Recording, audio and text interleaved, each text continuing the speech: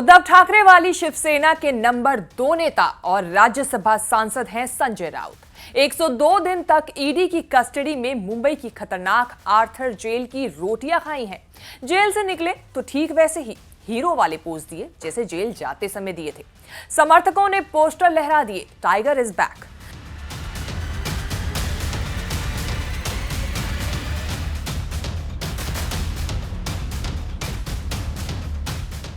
मुंबई की विशेष अदालत ने कल जमानत पर रिहा किया तो ऑलवेज अग्रेसिव रहने वाले संजय राउत ने भरी अदालत में जज एमपी देश पांडे के सामने हाथ जोड़ लिए। कहा कि मैं आपका आभारी हूं।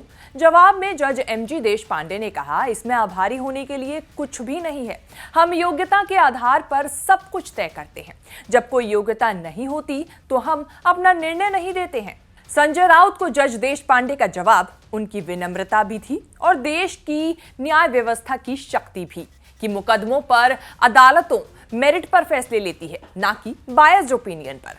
जज ने आदेश केस के मेरिट पर दिया होगा, लेकिन उनके आदेश ने ईडी जैसी जांच एजेंसी के काम करने के तौर तरीकों पर गंभीर सवाल उठाए हैं। संजय राउत केस में ईडी की भूमिका पर अदालती आदेश की बहुत चर्चा हो रही है। पात्राचौल घोटाले में संजय राउत पर मनी लॉन्ड्रिंग जैसे आरोप अभी तक अपनी जगह पर बरकरार हैं। जज ने संजय राउत की गिरफ्तारी को ईडी का विच हंट कहते हुए जमानत दी। जज देश पांडे ने अपने आदेश में लिखा, संजय राउत की गिरफ्तारी अवैध थी, बदले की भावना से गिरफ्तारी की गई थी। उन्हें एक ऐसे कमरे में कैसे रखा गया जहां बिल्कुल वेंटिलेशन नहीं है।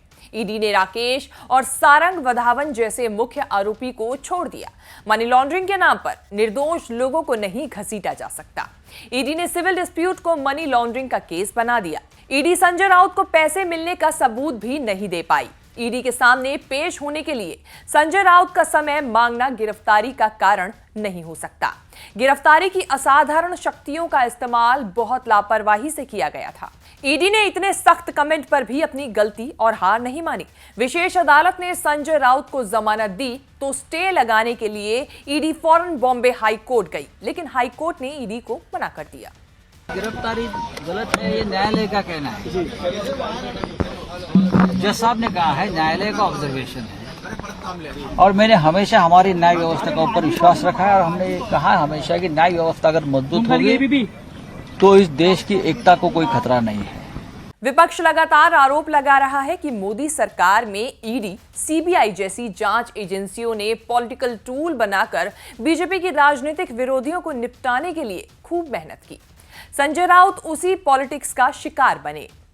पीएमएलए कोर्ट ने इस बिल्कुल साफ दर्शाता है कि ईडी एक राजनीतिक हथियार बन गया है। ये इंडिपेंडेंट संस्था है ही नहीं।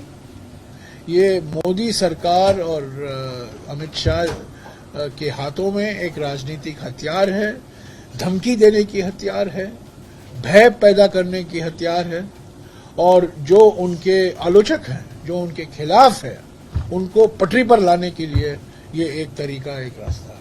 महाराष्ट्र से लेकर तमिलनाडु, बंगाल से लेकर झारखंड तक विपक्ष के 100 से ज्यादा नेता ईडी की एफआईआर, छापेमारी, पूछताछ, गिरफ्तारी के चक्रव्यूह में फंसे हैं। सोनिया गांधी, राहुल गांधी पर भी ईडी केस की तलवार लटकी हुई है।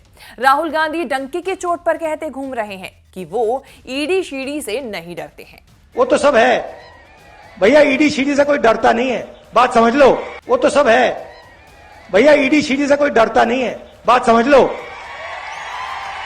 इंडियन एक्सप्रेस की सितंबर की रिपोर्ट के मुताबिक 2014 के बाद विपक्ष के नेताओं के खिलाफ ईडी के केस 4 गुना बढ़े हैं। ईडी के 95% केस विपक्ष के नेताओं के खिलाफ एक्टिव हैं। 2014 के बाद ईडी को इतना भ्रष्टाचार दिखा कि विपक्ष के 115 नेता लपेटे में आ गए। या तो केस दर्ज हुआ, या छापा पड़ा, या पूछताछ हुई, या फिर गिरफ्तारी। बीजेपी और सहयोगी पार्टियों के सिर्फ 6 नेता ईडी के केसों में फंसे हैं। कांग्रेस के 24, तृणमूल के 19, एनसीपी के 11, उद्धव शिवसेना के 8 नेता लिस्ट में टॉप पर हैं। राहुल, ममता, शरद पवार, केजरीवाल, मायावती, अखिलेश यादव, नवीन पटनायक, जगन मोहन रेड्डी, किसी की पार्टी के नेता नहीं बचे हैं। इंडियन एक्सप्रेस की रिसर्च के मुताबिक ईडी ने पॉलिटिकल केस पहले भी हैंडल किए, लेकिन विच हंटिंग के मामले इतने नहीं थे जितने 2014 के बाद हुए। 2004 से 2014 के बीच यूपीए सरकार में ईडी ने 26 नेताओं के खिलाफ एक्शन लिया। इसमें कांग्रेस समेत 14 विपक्ष के भी नेता शामिल थे।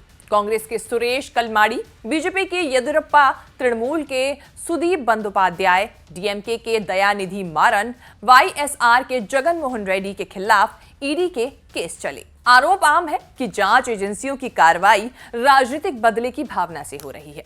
लपेटे में आने वाले नेता खुलकर कह रहे हैं कि चुनाव अब बीजेपी नहीं, सीबीआई और ईडी लड़ रही है।